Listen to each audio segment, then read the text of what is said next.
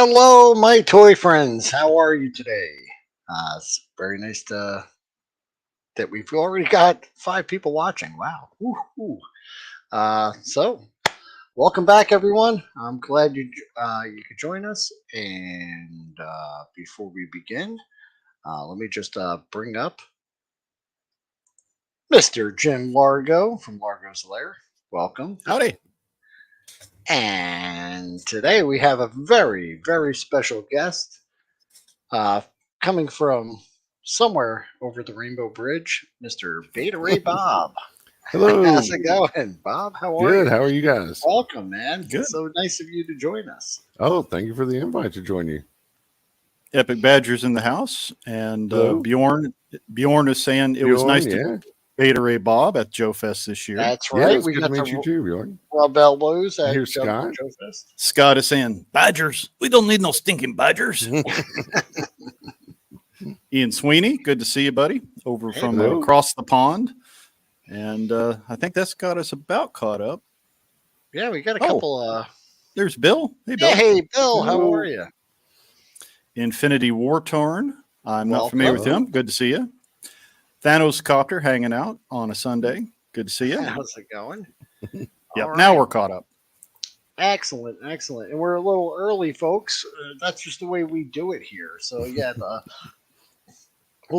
this is that's my Yingling Chesterfield coming back up there. Sorry about that. Well, it's a Sunday afternoon and it's an easy time of day, so I figure it's a good time to just sit down and chat. And as you may or may not know, last week was our first episode, and just want to say it went really well. It seemed like there was way more people than I thought that would be interested in hanging out with us at the kids' table and talking specifically about 1/18 scale toys. There's plenty. Bjorn's eagle eye has it is indeed. It is on top of the dread. Yes, it is. Good eye. He is a Mega Constructs fan, so good eye. Yeah, so the whole idea is that there are plenty of shows out there that talk about all the other stuff. Should show does make sense. That's a good point. Yeah. Mm-hmm. So last week I asked you, the community, to help me. Pirates of the Galaxy, how are you? Hey, Pirates. So I asked for some suggestions on the name of the show, and my buddy Grindhead Jim suggested the 1/18, which I chose. I figured that's a good name for the show. Oh, wrong slides. Okay. And there it is, the 1/18. It sounds funny, and I know it's not technically, it's 1/18, but it kind of sounds good. Mm-hmm. And the whole point of this is that we're a community, we're a team, so we're the kind of the redheaded stepchild of the toy collecting community in some circles, but not this one. So so the whole point is that we're going to get together. We're the 1/8 team. Obviously, Largo is B.A. Baracus. Bob is. Does that mean I have to get a? Do I have to get a mohawk? Probably more the Murdoch than the face man, but we could play with the roles. But I thought it was fun, and I just wanted to start that with a big thank you. Because, like I said, the comments and the responses to last week's show, Scuba Pete, how are you? Have been pretty much overwhelming. Yeah, there's so many more people that I thought would be interested in this. So I would have been happy doing this show for me and about 5 of my friends. So a World Made of Cardboard asks us an age-old question. It's almost as difficult as how many licks to get to the center of a Tootsie Roll Pop. When you have all these, that's right. When you have multiple TARDISes, is it TARDISes or is it TARDI? I don't know. Whovians, help me out.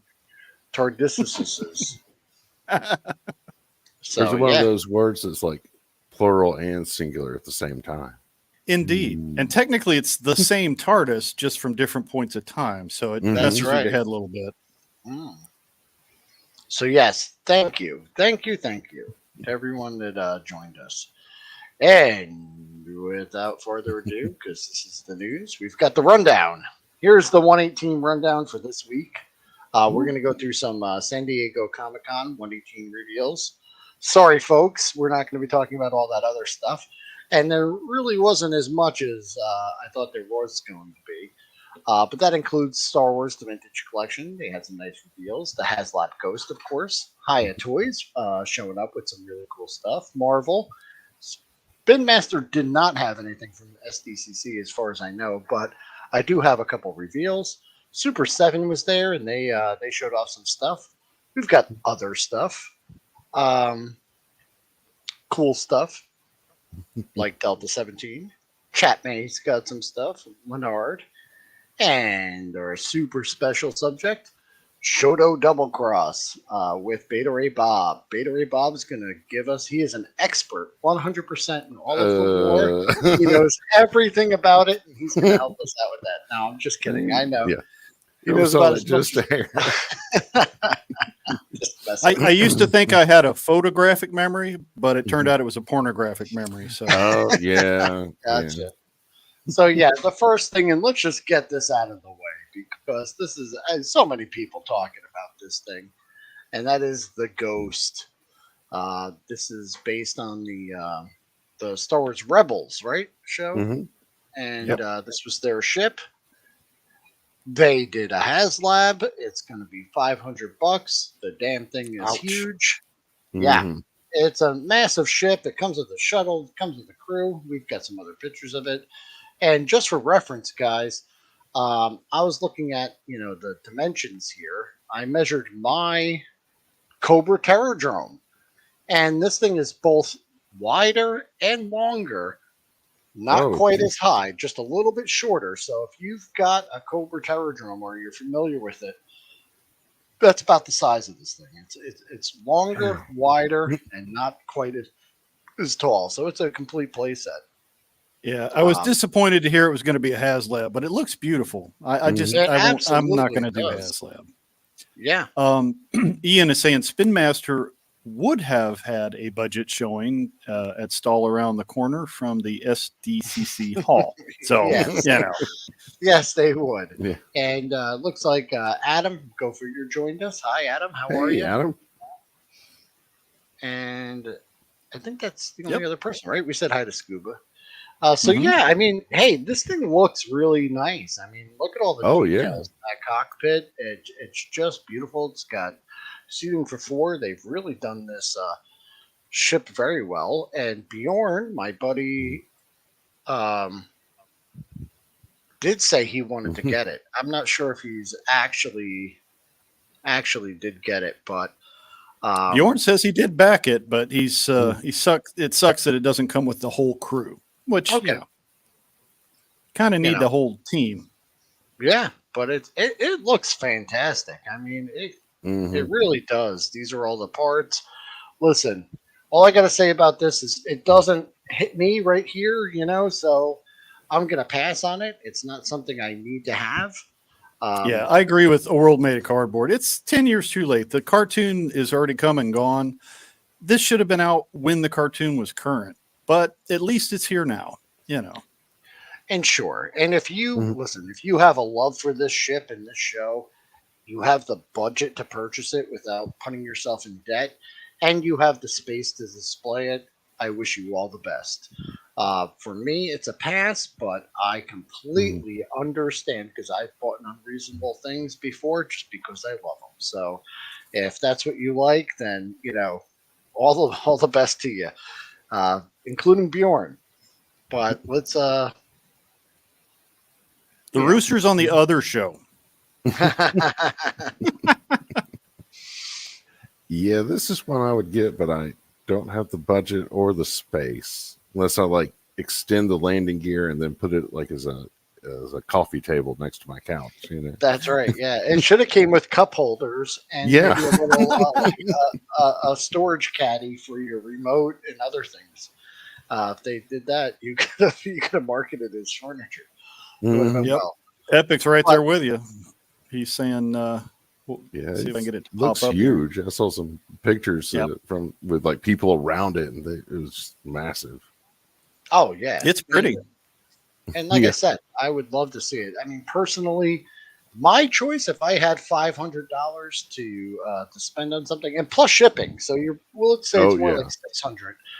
If I had $600 just laying around that I was going to spend something on right now, I'd probably buy a Robo Skull, a Palatoy Robo Skull. That'd be nice if I could even get one for that price. But. I didn't realize this. Pirates of the Galaxy saying the new Ahsoka show should feature the Ghost as well as some of the characters from the previous cartoon of Rebels. Oh, yeah, I know. I've seen Sabine and Hera in the previews for Ahsoka. So Grand Admiral Thrawn hopefully will show up. Oh yes. So for my money, if I had $600, I'd buy one or more 3D printers, and even some expensive software, maybe even some lessons in 3D design, and use that $600 to make myself one. Maybe I don't know. That's just me. It's not for everyone there. Yeah. Rat Toys Galaxy 3D printed himself up a Razor Crest. I have that 1/18 file. Scale. Yes, and I've never. Oh, I'd love to see that. That's pretty cool. So, what do you guys think? Any other thoughts on the ship? It's pretty. Yeah, it's very pretty. It's awesome. It's just not right now. It's too big. It's too expensive. I don't have the shelf space. It's a novelty at this point that I'll let other people enjoy and see from afar. That's right. Yeah, and World Minute Cardboard said he needs to use the 600 to install a gas fireplace that he promised his wife. Yeah, Scuba's saying, it is the Return of the Jedi anniversary. Why didn't we get something Jedi? That would have made sense too. Maybe they got something else in their back pocket. We'll see. There's a good point. Maybe they'll bring the Rancor back again. No, I don't know about that. So, I'm glad that the people that want it are getting it, but just not for me. If they did Ebon Hawk from the Knights of the Old Republic game, I would love that ship. I don't know if I would pay $500 for even that one, but I would like it. Mm-hmm. And this, so that's what they call it, the Phantom 2. Is that the little runabout? I think it is. I think so. Yeah. Okay. And here are the unlock goals, which I think they've met all their goals. So I mean, this thing's almost funded already. So. Oh wow. Yeah. I think they needed 8,000, and I'm pretty sure Bjorn said they were in the 6,000s as of this moment. Mm-hmm. So these are all the characters you get with it. I'd love it if they'd release these characters separately as well. They probably will eventually. Yeah, not for another year or so, but eventually they'll because they spent all the money tooling them up, so they're not just going to release them once. Yeah. This is Hasbro. Come on. The next thing we saw was not only did they release this, they also released it for the 6-inch scale. But we've got a Jabba playset. Looks pretty nice. Comes with a lot of stuff. The price tag, unfortunately, is $89.99. Is that too high? Is that right? What do you guys think? That seems a bit high, but I guess this is their Jedi Return of the Jedi tie-in for the anniversary. That'd be my guess. Yeah. The plugs in with the throne room set that they already released. Mm-hmm. Makes That's a very good nice point. addition. So yeah, they've got that. So it's nice. I probably don't need a Jabba playset right now. I've got my Star Wars. Was that Power of the Force, or was that Episode 1 where they came with the Jabba glob, where you put the can of goo and then you push down on the Jabba head and the glob comes out? You guys remember that one? I don't remember that one. Vaguely remember that one, but I don't remember what series it came with. But that does sound like a Power of the Force thing. His head popped off, and then you put a jar of ooze in there. It's for cool. the micro scale, Jazzwares is bringing out some Return of the Jedi small scale ships, according to Epic Badger. So that's something to look out for. Very nice. So yeah, that's a nice release. It's a $60 item with a nostalgia tax tacked on. I believe so. So almost 7,000 backers as of right now. Yeah. Here's the only one that got me, and that's Darth Revan. Yeah, I pre-ordered it. It's overpriced, but I wanted this, and I do believe they released one several years ago at the 1/18 scale, and I missed out on it. I wasn't collecting at the time, and yeah, so I went ahead and just got this one. Do you remember which video game he was featured in? Was this Knights of the Old Republic? This is Knights of the Old Republic, Knights of the Old Republic 2, and then also the MMO that came out, which was called just Star Wars The Old Republic, which I played heavily when it first came out in 2011. And I would love to see not only this character, but all the characters from the first two games, as well as I wish they would have just done some of the armor sets that were available in that game. If you ever played it, you could get your character equipped with. There were some really cool sets, really cool armor sets, and I would have really liked to see some of those made into toys. Even some of the ships in that game too, because your character gets a crew and a ship depending on which class you choose, and some of those designs were really awesome. But Will, did you order your life date Chewie from the Star Wars Holiday Special? I did not, but if you did, and that's something you love, then like I said, all the best to you. I did not. I would have loved to see them do an entire Knights of the Old Republic wave, but they did not. This wave includes one character from the Old Republic. Then we've got the Star Wars Rebels version of Grand Admiral Thrawn, which I like him. I actually played this. The race is the CHIS, right? Or is that what they're called? Yeah, I played a CHIS Imperial Agent in the MMO, and that was a really great storyline. Yeah, real fun character to play. Joe Ricondo, how are you, buddy? Hey, Joe. And yeah, I liked it. I don't know why they're jumping around. So this wave includes someone from Knights of the Old Republic, Life Day Chewie, Star Wars Rebels. I mean, the figure looks great. Oh yeah. And then we also got a Clone Wars figure with what's his name? Vizsla? Pre Vizsla, yeah. So then so they're jumping all over. I would have just loved like one line, like a whole wave of Knights figures, a whole wave of Clone Wars figures, and a whole wave of what was the last one there? Rebels. I like that they included him in Rebels, and then he will be the main antagonist in the Ahsoka series, so looking forward to that. But I figured the other two I could wait for and hopefully find on store shelves. That Darth Revan was the only one that I was like, I kind of have to have him, So I went with that one. And Jeff Morris, how are you? And then we've got Ahsoka. I have a version of Ahsoka, but I think it was the cartoon animated version, not the TV show one. And I think she looks awesome. And I loved her appearance in The Mandalorian. I thought she did the character very well. So, I'm hoping the show is going to be good. I'm going to give it a shot. And, season 1 and 2 of The Mandalorian, best Star Wars content, in my opinion, in a very long time. Season 3, Book of Boba Fett, some of them were kind of lacking. Andor, I thought that was a pretty good show. There were some things in that. Yeah. So I'm really hoping this is going to be more like season 1 or 2 of The Mandalorian and less like Book of Boba Fett. I just don't think they did the character well. He should have just been much more criminal. I don't know. I thought it was kind of weird.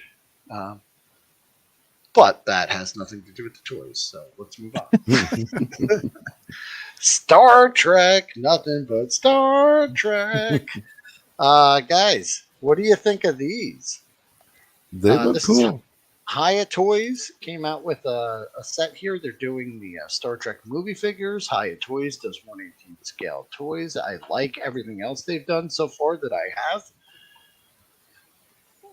This is based I think, doing the bad robot. Yeah, the bad robot reboot of Star Trek is a misfire. They should have gone with the classics.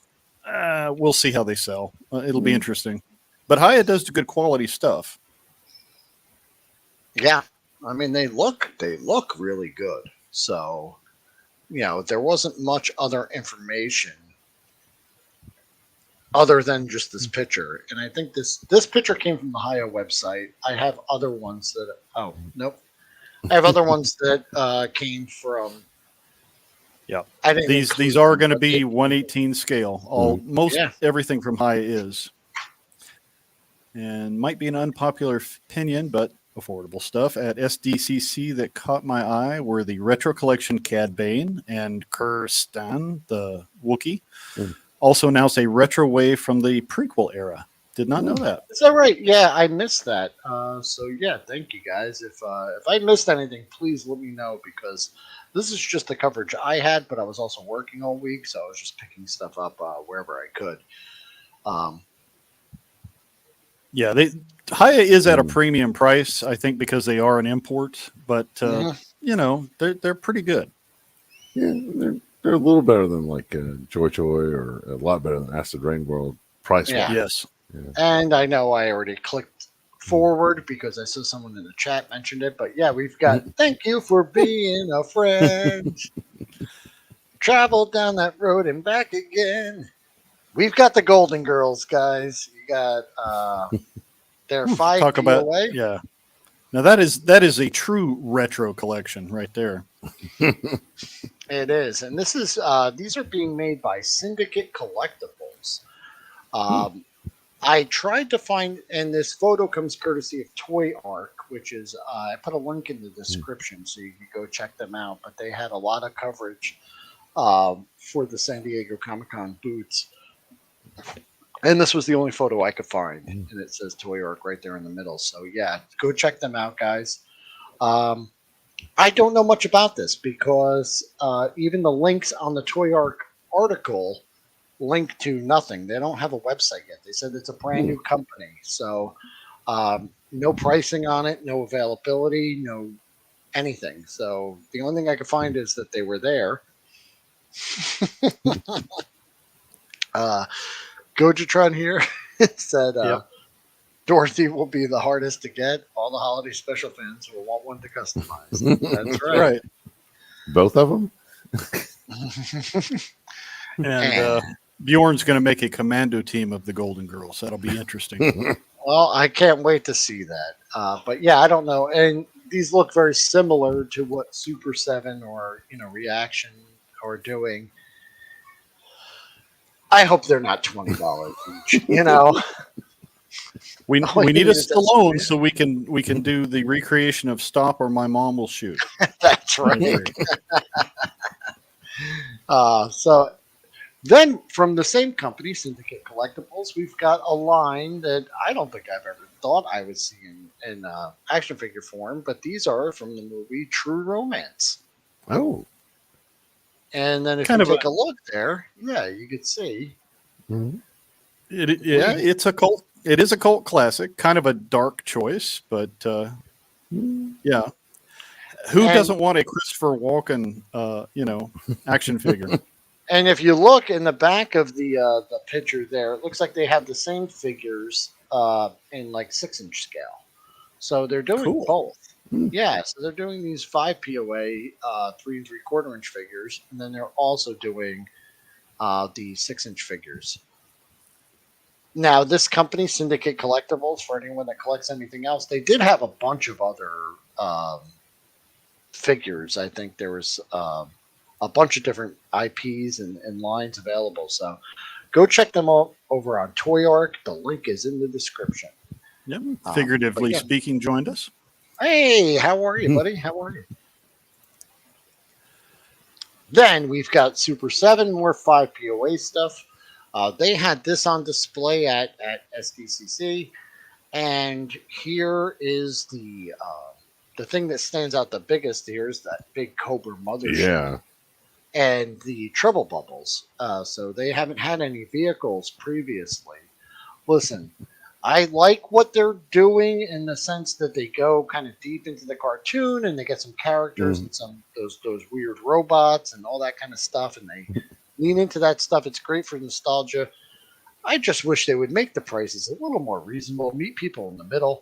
$20 for each for these figures, I think, is entirely too much. If they did 15, it would be a premium, but that would be like the top end. Realistically, for what these figures have as far as articulation and stuff, I think they should be $10.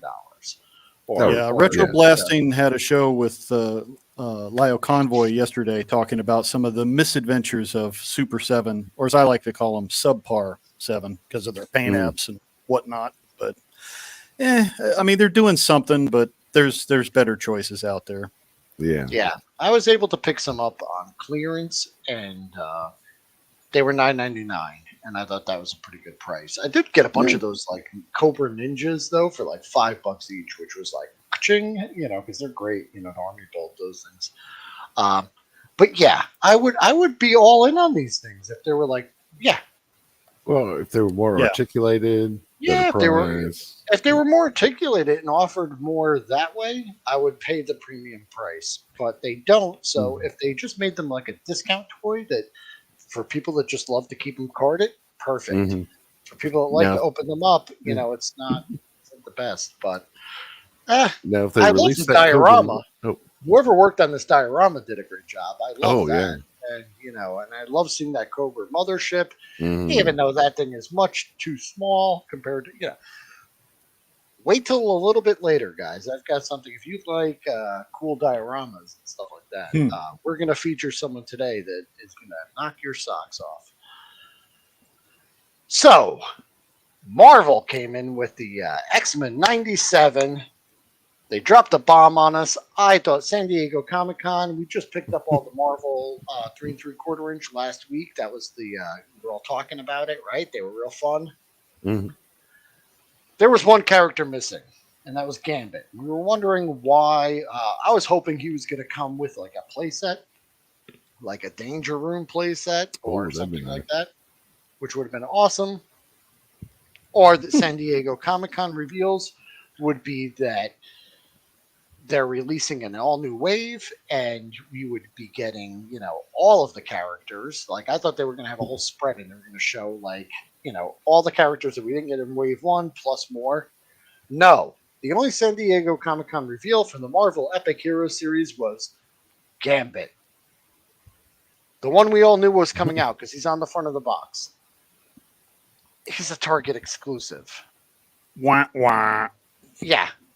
Even worse than that, he only comes as part of a 5-pack.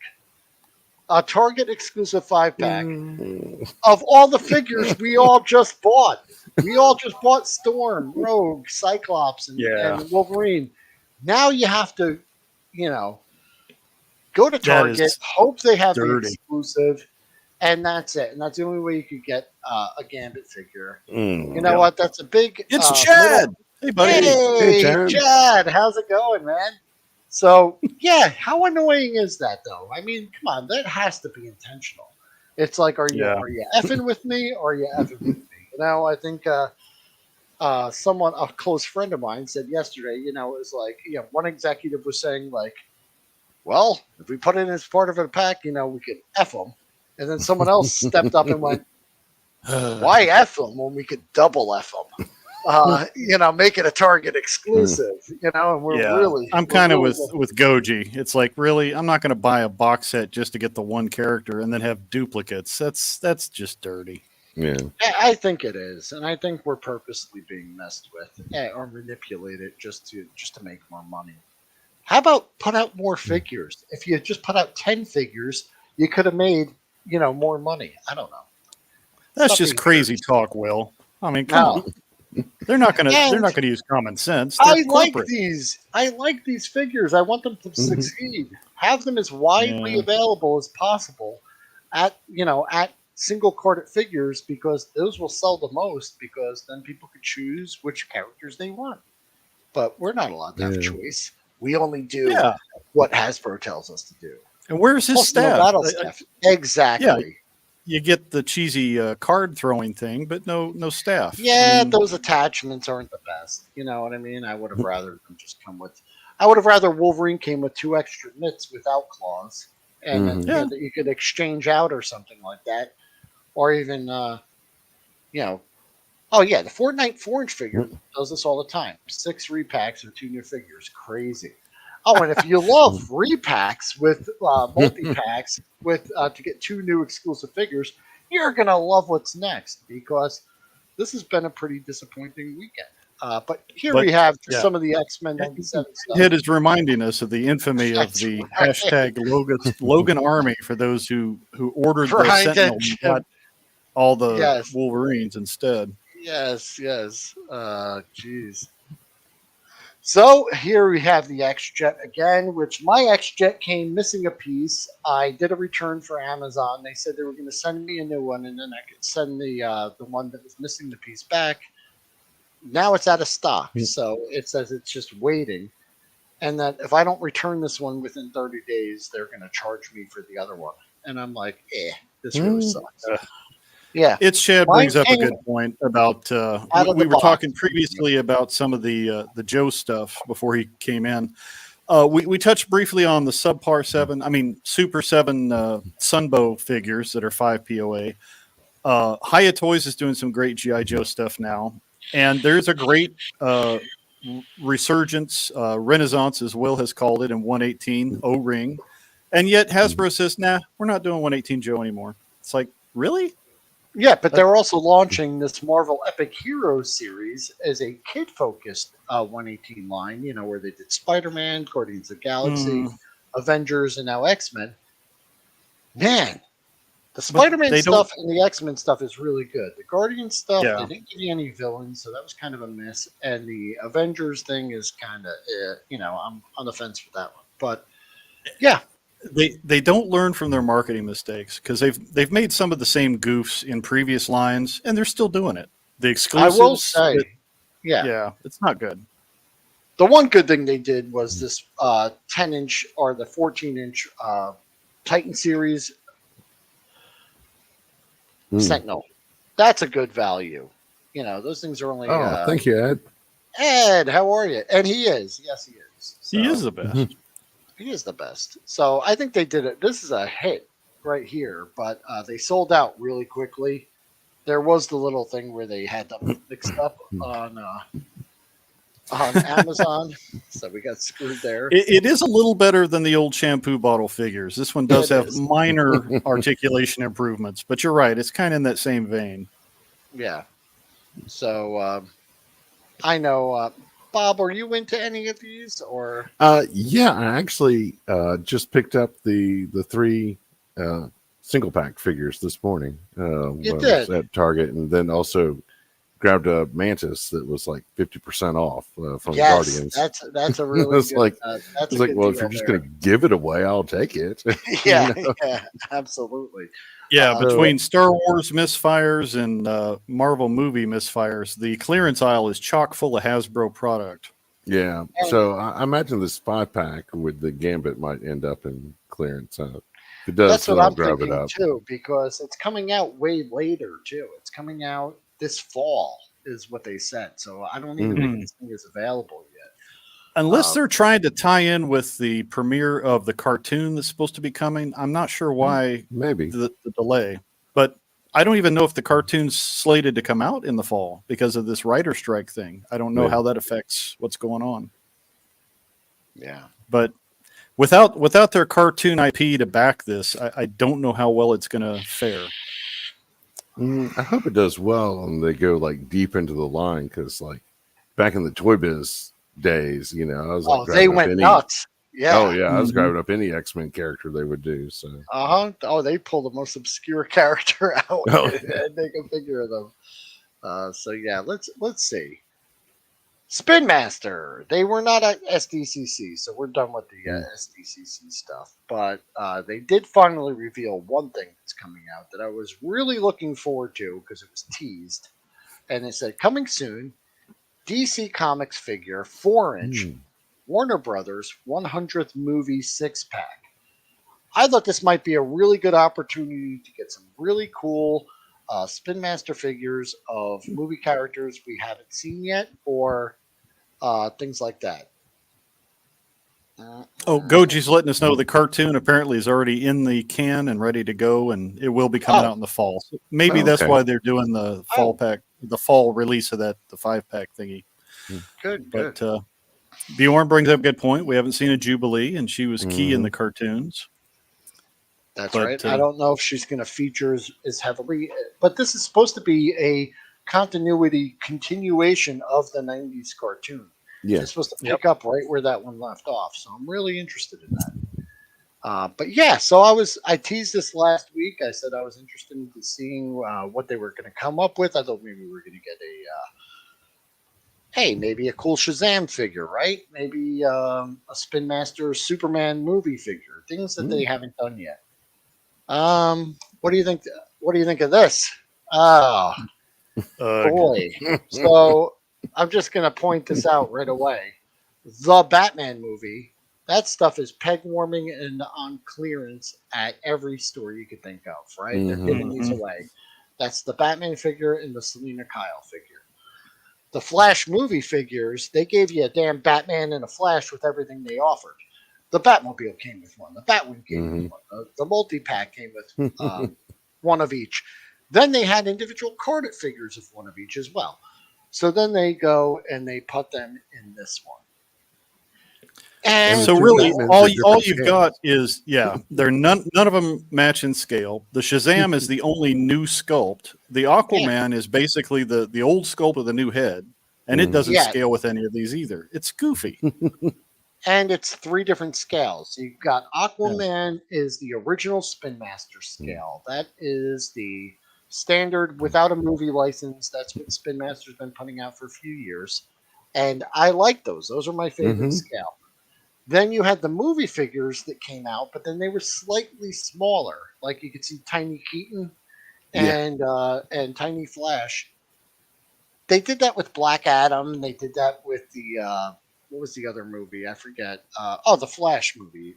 They did tiny figures, and then the Batman comes out, and they go like a little bit taller. So all the Batman figures are bigger than, I don't know. So Ed has a novel approach to dealing with this. He says instead of waiting for Hasbro to return to 1/18 scale, he's working on growing twice as big. So, hey, you know what? That's a pretty good idea. If we can make that happen. So yeah, this was a big disappointment. It's a no for me. I hope they make a Shazam. They didn't make a Shazam line. And that Shazam figure doesn't look terrible, based on the movie. And the movie wasn't the worst movie ever.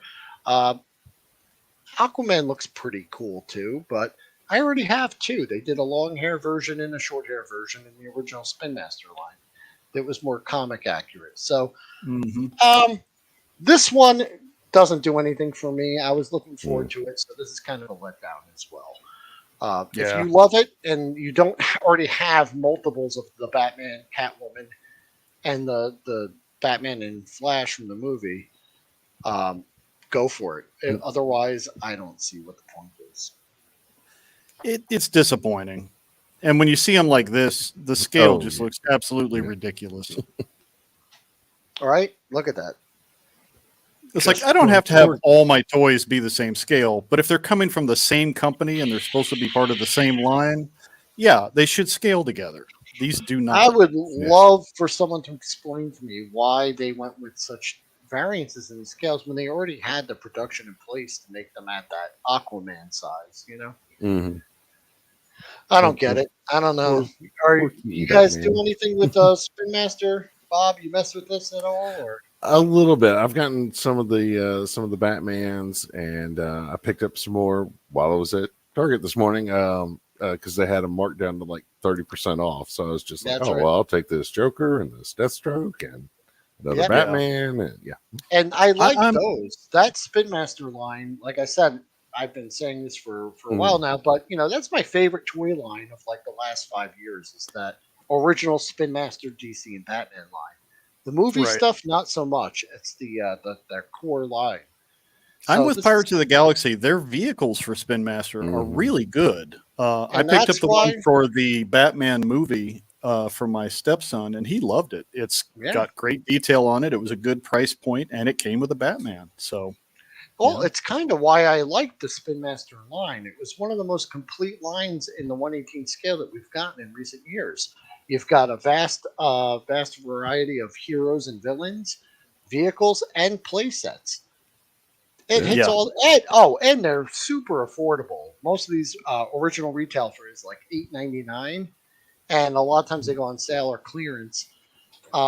And they're just readily available. Anytime you go into the store, you can pick one up. So, with the exception of a few characters that were kind of harder to come by than others, I really like them. Right, like Ian's saying, villains and vehicles, they're very good at. And John, I think Blue Beetle is coming from Spin Master. There is a listing up on the Amazon listing, but there's no picture yet. So there's the bug ship and the I think I showed it on last week's show. Their 4-inch figure, the basic Blue Beetle figure. So let's hope. Boba Hicks has nailed it. Now we understand the Spin Master name. They're masters of spinning to get you to rebuy product you already have. And now to something cooler, guys. Strike Force Alpha. These are O-ring, G.I. Joe style, retro style action figures. Strike Force Alpha. Big Bad Toy Store has them for pre-order. We get to see some product samples here. I did show some last week, but yeah, here we have some really nice product samples. Same as the ones I showed last week. Go pre-order at Big Bad Toy Store. I'm a sucker for a Bullet Man. That should be fun. These look good. Yeah. And this one was launched. I think they posted this one online maybe yesterday or the day before. But check out this guy. Oh, this is an actual product shot of Mike Powers, right? The Atomic Man. Yeah. It's pretty cool. Oh. Pirates of the Galaxy says the bug ship looks cool. I haven't seen it yet. Okay, cool. Right. Yeah. Give me 1 second, guys. I got to just go do something real quick. I'll be right back. All right. Yeah, no problem. Go Figure has a good take on this. Spin Master's DC line is a better superpowers line than Toddy Mac's line. That I would agree. Yeah. They have better choices in characters. The articulation's a little better. As far as their comic book style characters, I really like those. The movie ones are kind of hit and miss, but I would love to see them do more of that comic line because there's some that were hard to find. Some are just really good figures. Put them back out and forget about the movie stuff. Just stick with the comic book ones. I think that would be a better deal. Yeah. As far as go ahead, Bob. Oh, I was going to say most kids, probably don't care if it's the movie version or the comic book version. They just want Blue Beetle or Batman, or Flash or whatnot. So I agree. Just stick to one product line that is good quality across the board, and I think that would serve everybody a lot better. Well, and it's the same scale across the board. Exactly. There's no way the Robert Pattinson Batman is taller than the Michael Keaton Batman. That just my universe does not handle that. Yeah. Scott, there is a Supergirl, Superwoman from the Flash movie in Spin Master. I'm not sure how she scales, but I think she's a little bit smaller, kind of like some of the other movie figures. I've seen her in images. I haven't had her in hand yet. Yeah, I didn't get the set where it had her in it, but it looks good. But I didn't need 2 Batman planes, and one of the Batman planes came with Keaton Batman, so that was the one I was getting. Exactly. Ted Milich is here. Good to see you, Ted. Yeah. Hope you're having a good Sunday. Let's see what we got here. She is not on single card as far as we know. Yeah. She's just with one of the vehicles. I thought I saw them. I know you could get the 5-pack from Amazon, and she does come with the Batwing or one version of the Batwing, but I thought I saw them at Walmart. I just bought the packs ahead of time from Amazon where it was like the 5-pack, and then I also got a duplicate when I bought the Batwing.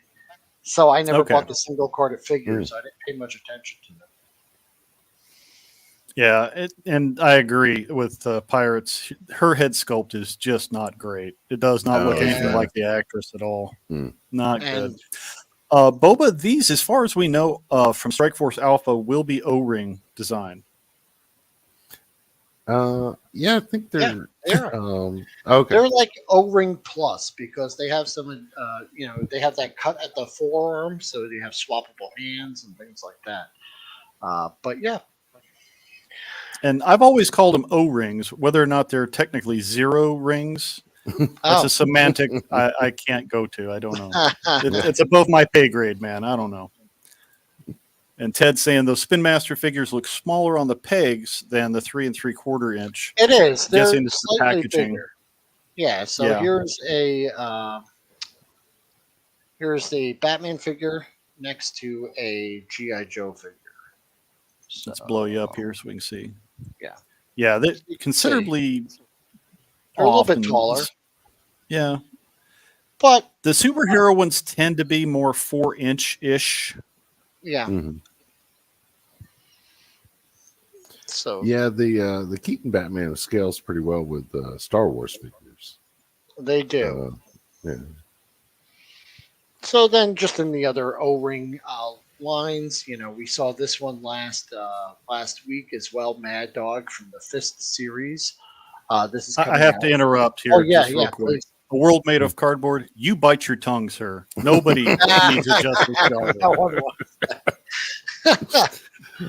So Zyka Toys with Don Art, Invincible Toys.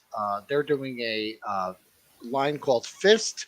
Or is that what it's called? Invincible Toys? I don't know the 6-inch version, but Fist is the name of the toy line. I think Invincible Toys is the company, if I got that right. Invincible Toys is a company. I saw them at Joe Fest. They had some 6-inch figures out.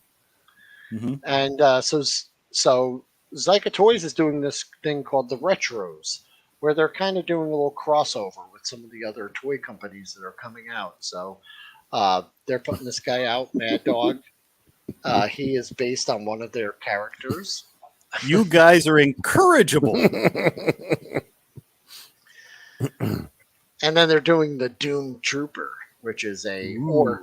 And I love this guy. I just love these orc figures. I think this is such a great army builder. I can't wait till it comes out. It looks so cool. This is going to be a fun IP. I've seen the 1/12 scale ones that they're doing. I like the concept of the story where you're battling some interdimensional orc type critters. It's going to be fun. It looks good.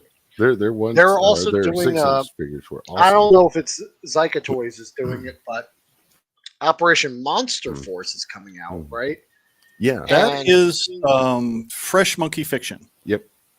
They're doing a couple 3 or 4-inch figures from that line as well. So there'll be just a little sprinkle for us fans of the 4-inch lines.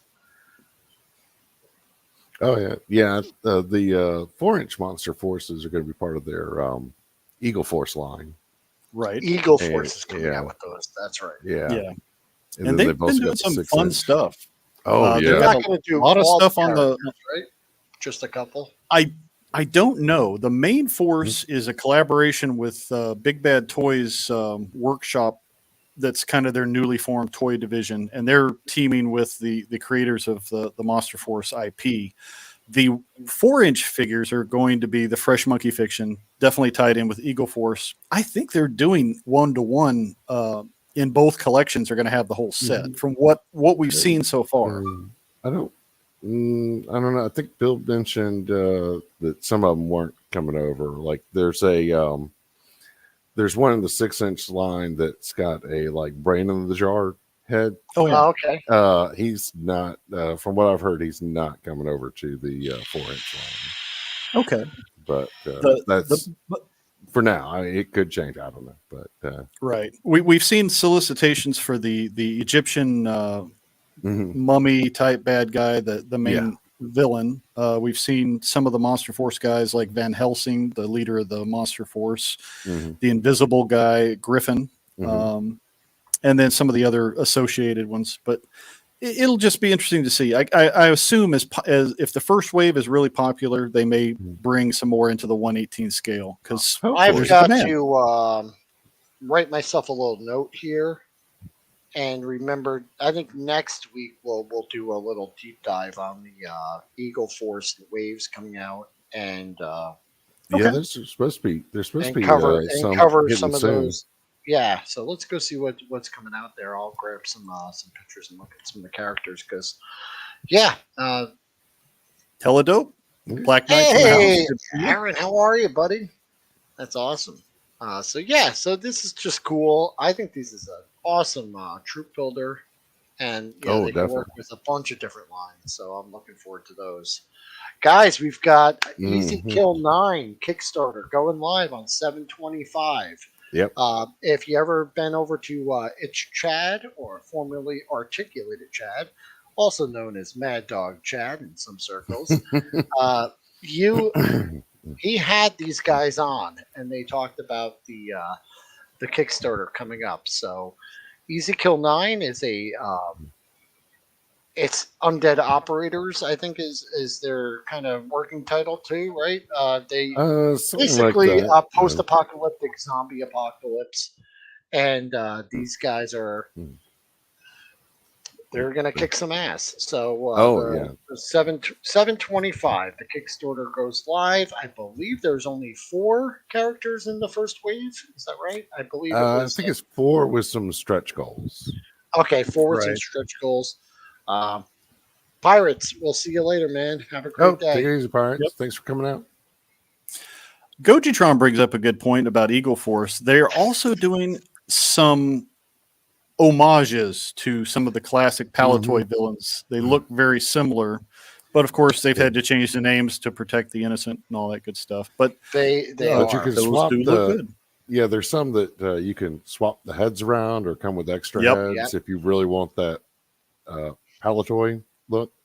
I think that's how they're handling it too. Like the base figure is their own character, but it comes with the head and like the swappable parts to make a homage. If you like. So I really like it. Yeah. Easy Kill 9, 7/25. I'm probably gonna back this one, and I know I had said I wasn't going to do any more Kickstarters for a while, but this one has a relatively lower goal and waves coming out, so it's not so much of an investment. I don't know what the all-in on this one is going to be.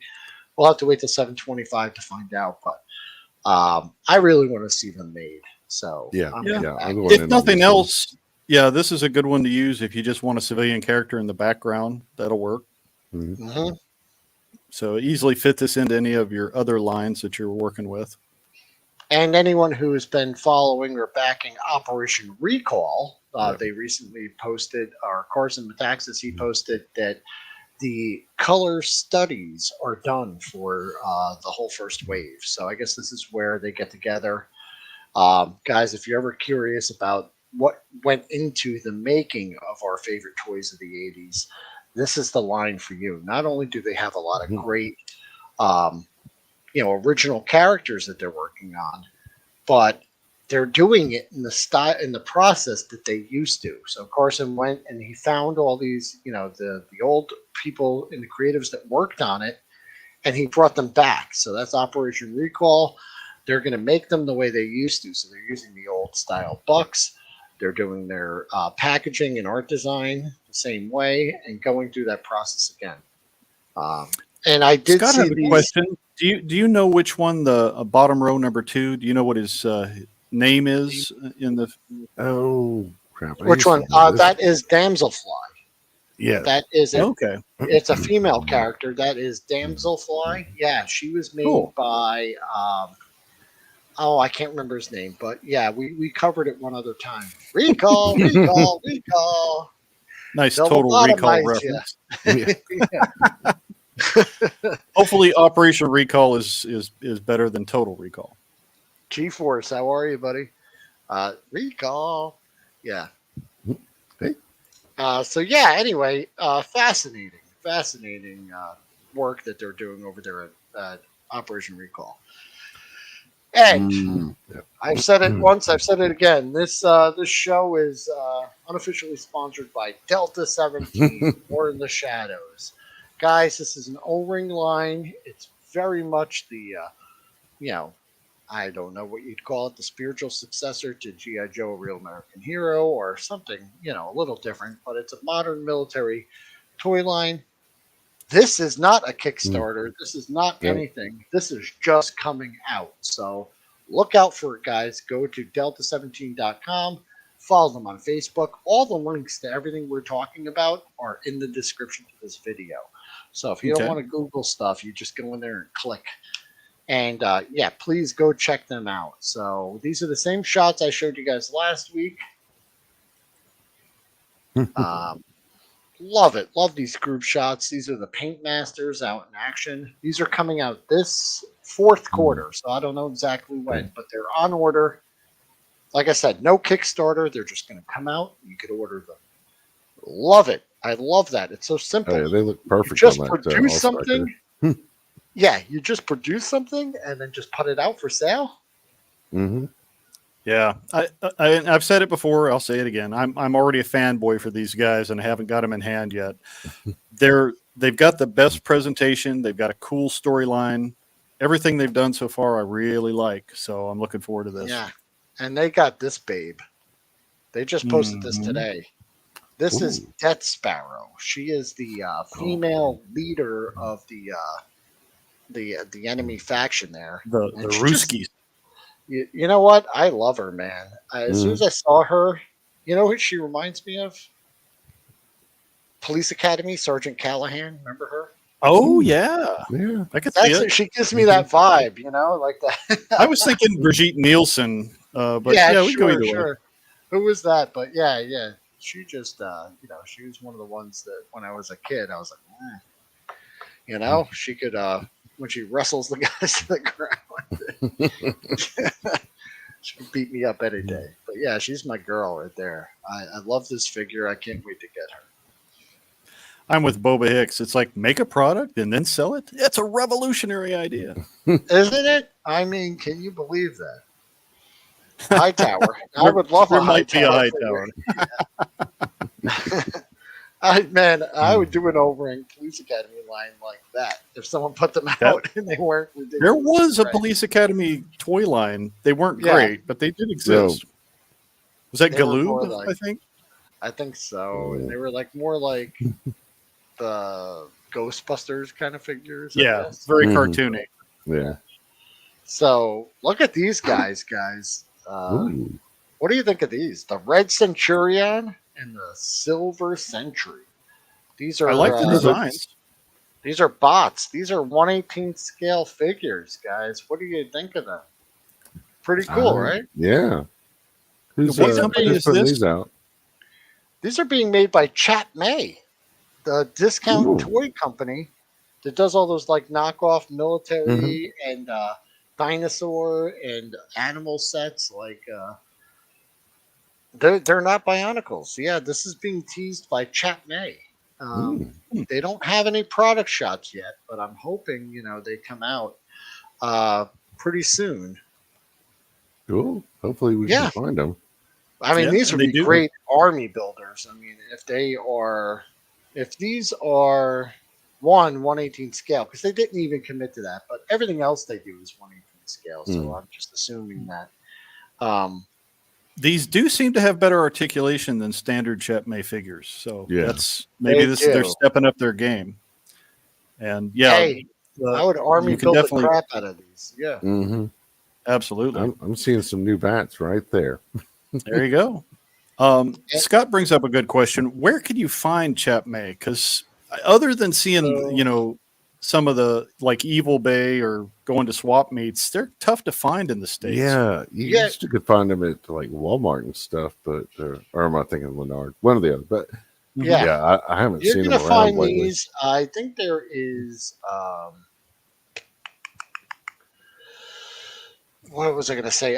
Target has them as the Animal Planet stuff. Toys R Us used to carry a lot of their stuff. But Big Lots also carries them. Dollar General carries them as well.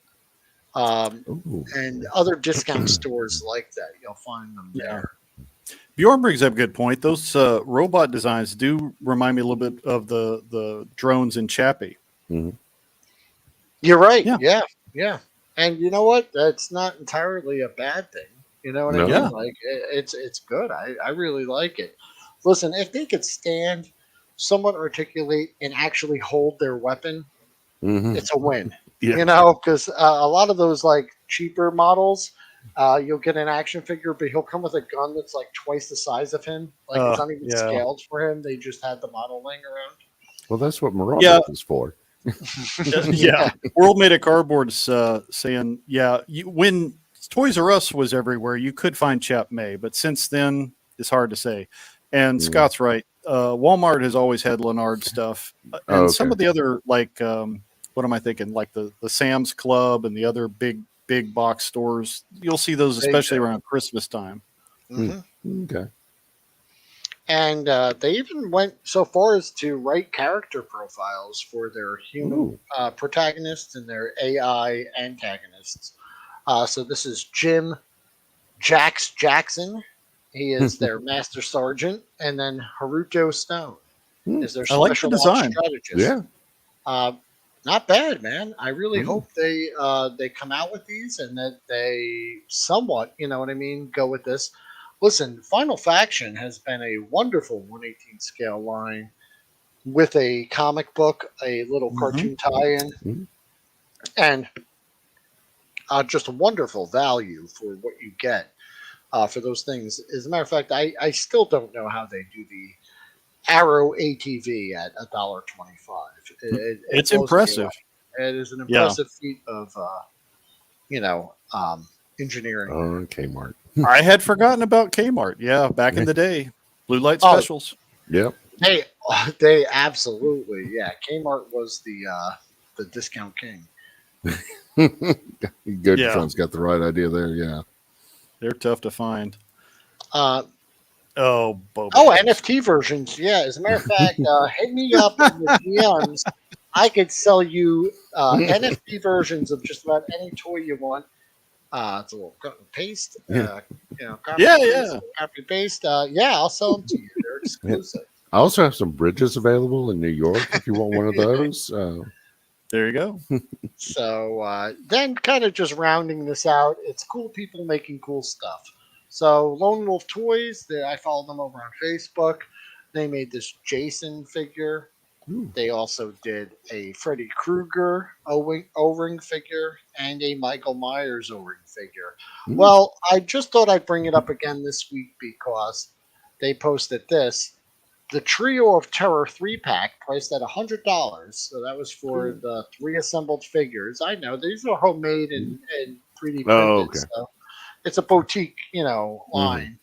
If you're really into this stuff and you have to have it, I understand, not everyone's going to pay that. But that's a $20 savings from buying them individually. And you can take advantage and use this discount code to get 10% off your total order. Good through 7/28. Yep. See you later. World Made of Cardboard. So if you go to Lone Wolf Toys and you check them out, they've got other things there too. These are just complete figures. But if you want like heads that are compatible with G.I. Joe figures or the O-ring figures, they sell them like $3 or $4 each. Some of them are $8 or $9, but they've got all kinds of great sculpted celebrities and things that you will definitely recognize, even though they're not called that. But yeah, super talented and great. Now, the only thing I would say is a drawback for me is that these aren't painted. So if you don't have the painting skill to really do these justice, you might pay. But if you have the skill to paint these and make them look good, you got some dynamite figures right here. Anytime you mix painting and articulation, you're bound to have some disappointment because it's really hard to paint around joints that the paint doesn't chip. So, this is not for everyone. This is not a general consumer product. This is definitely for a enthusiast or a hobbyist or someone who can handle this. But I can't tell from the pictures, but Scott has a good question. Do they have bicep swivel? They do? Yes, they do. So. Yep. I've seen some of their stuff. But yeah, these look pretty neat. Oh, well, here we go. So, Have you heard of Plastic Meatball? I think someone sent me a link last week, and I think it was Gojitron, as a matter of fact. So thanks, Gojitron. Well, check that out. Plastic Meatball has some really cool stuff. So maybe in a future episode we'll bring them up. So other cool people making cool stuff. Here is a guy, Christopher George. If you don't follow him, that's his YouTube. That's his Instagram. I believe it's Christopher George 1987. What you're looking at right now are some 3 3/4-inch GI Joe vehicles, right? Mm-hmm. Is this the gentleman that does the cardboard and paper craft figures? Yeah, these are all made out of cardboard. Yes, these are awesome. cardboard. So he made these out of cardboard. Plus the wheels function. Everything functions on it. And like this HIS tank, you can see that little HIS tank. That's an original GI Joe 3 3/4-inch HIS tank. Oh wow! So you can just see the size of it, right?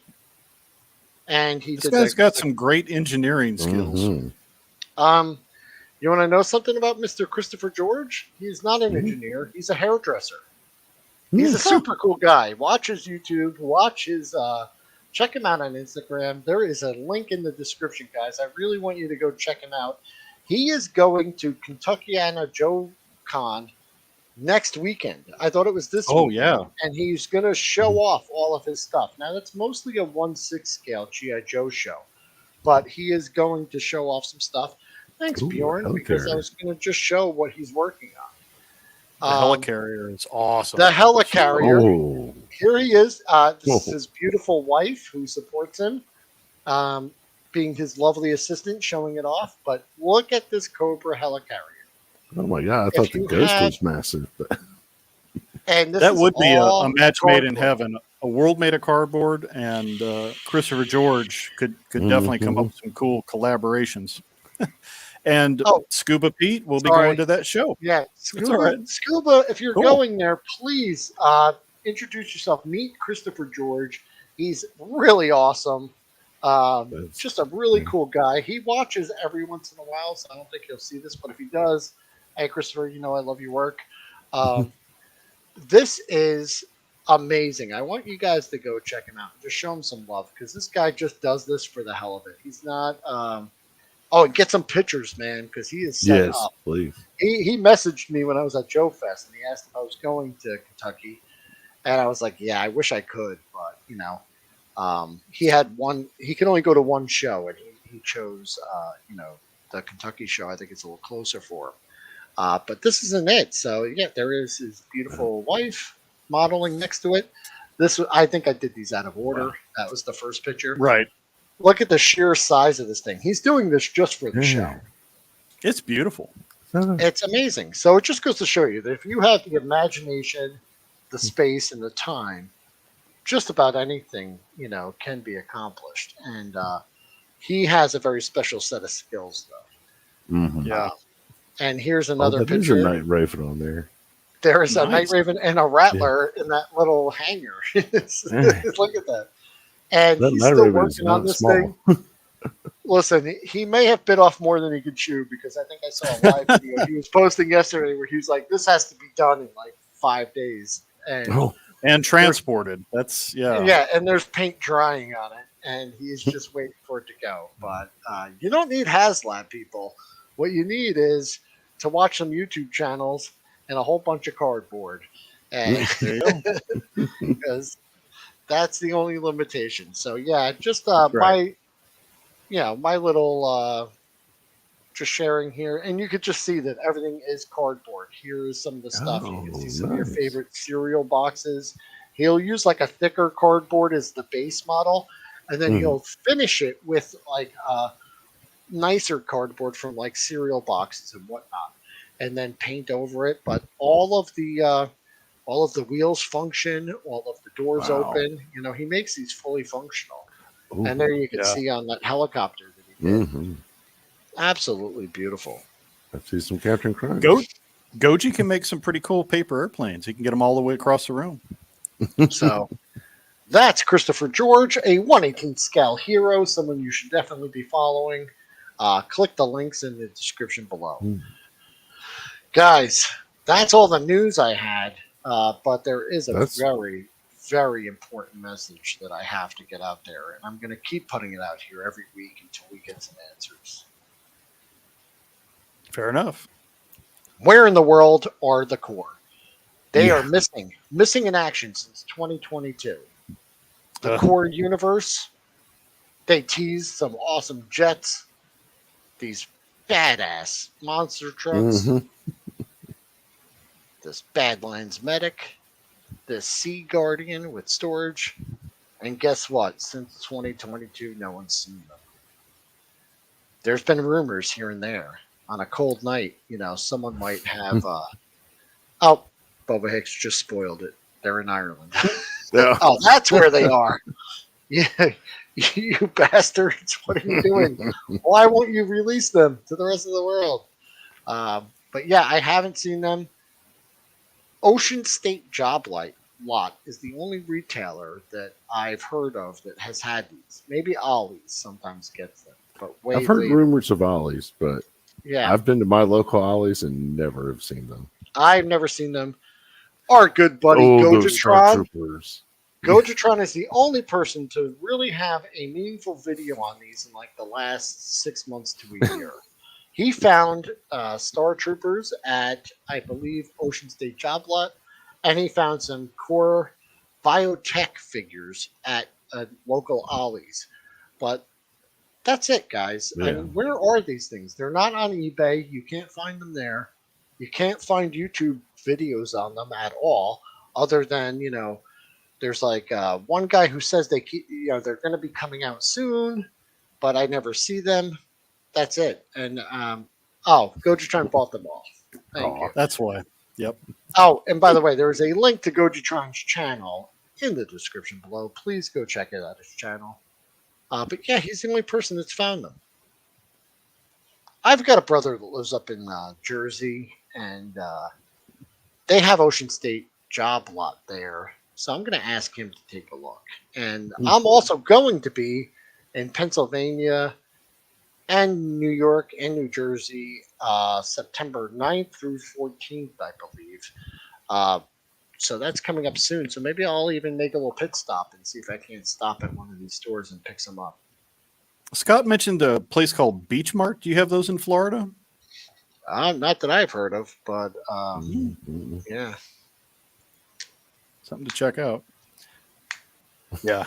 It's a government conspiracy.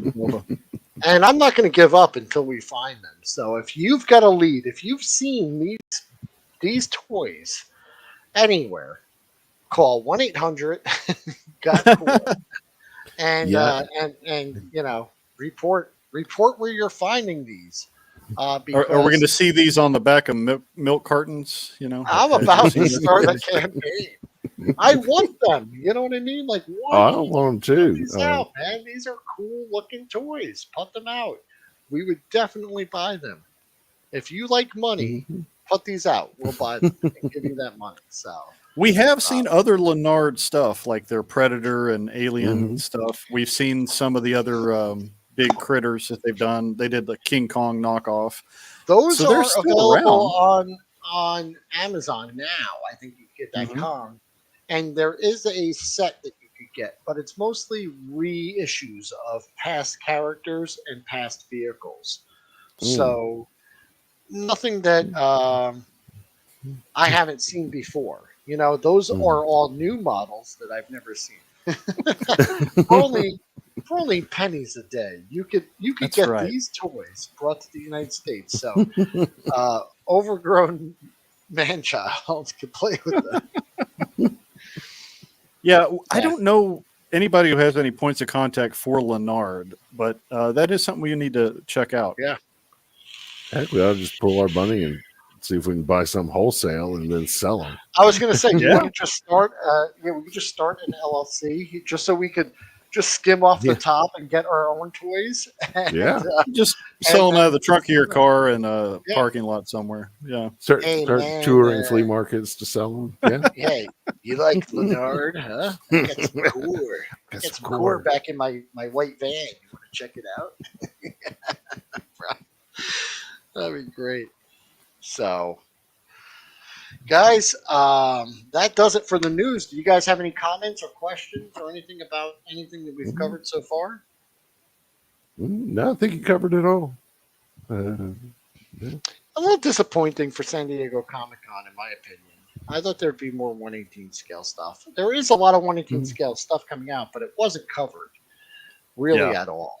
You know, there was the Star Wars stuff, a little bit of Marvel, but not much else. And then some boutique companies, you know, Super 7 and that Syndicate Collectables putting out some stuff, but no one else is really doing that. And I think Toy Alliance that does the Acid Rain World was there, but okay, I may have missed that. So if I missed anything, yeah, I'll send you some links. I think I saw some stuff from there was some like prototypes they were posting. Oh, that'd be interesting. I'd definitely like to see those. You know, we've got a lot of stuff, and there are a lot of lines, and there's some lines that aren't as known as others, which brings us to our featured guest. The whole reason Mr. BETARAYBOB is here tonight is to talk about that. So, guys, if you don't follow him, BETARAYBOB has a YouTube channel. It's wonderful. He's got some really nice, videos of his collection there. And on Instagram, right? You do a lot more toy photography than you do videos, right? Yeah, most of the videos are about just travel and stuff. There's some. I'm working on some more that are toy related, but some more of the shorts featuring like the Eagle Force line and.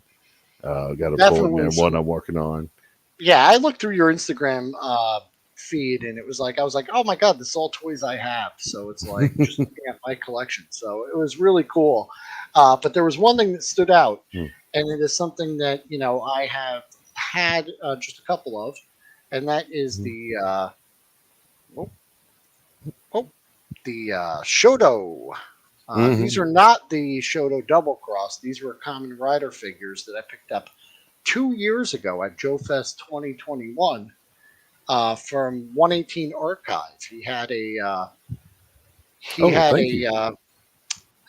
booth there, and he was selling some of these things. And he just gets stuff from all over. So I had no idea these even existed. But I looked at them. They were really cool. I was like, there's no way I'm going to come to your booth and not buy something. So I wound up buying a bunch of stuff. But these were the two I bought, and these are my horrible photographs of them. So you got a figure. You got to pop his head on. You get a little tree there, or sprue with some extra hands. So the value, these were only about $10 each, even at his booth. They weren't very expensive. I think he gave me a good deal, but yeah, I got a little piece of candy. I just bought two guys because they look cool. I don't even know who these guys are. Oh, thank you, Brian. They just looked cool. Oh, they are. They're like eye candy for me. Yeah. So I bought a couple of them because I just love everything 1/18 scale, and I'm always looking for good, heroes and bad guys to add to my kind of shared universe. Here we have a little picture I took with him. That's a Spin-Master Batman, just so you can see the scale. Nice. They scale very well with that. So, yeah, very cool. So, yeah, that's the end of my pictures. And then on Bob's feed, I see this. Look at this hell of a collection right here, guys. Look at that. So, Bob, what can you tell us about these? So, these are from a few of the different lines.